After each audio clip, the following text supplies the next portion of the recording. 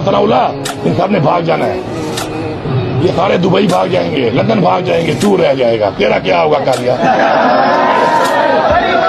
आप समझते हैं कि आपकी इस गिरफ्तारी और आपको ये शहर बशहर फिराने में मौलाना साहब का ही हाथ है?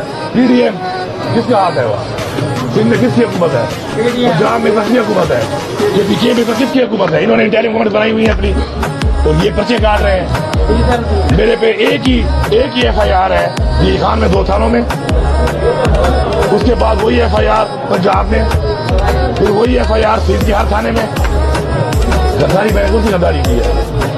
मैंने एक ट्वीट किया है, मैंने बोला है बास्टर्ड पीडीएम वालों को। मैं दोबारा कह रहा हूँ, यू आर बास्टर्ड। हरामी का मतलब ये नहीं है कि गवांडी की पैदावार हो, हराम खोर भी हरामी होता है।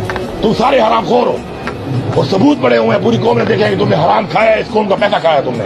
तुम हराम खोर हो।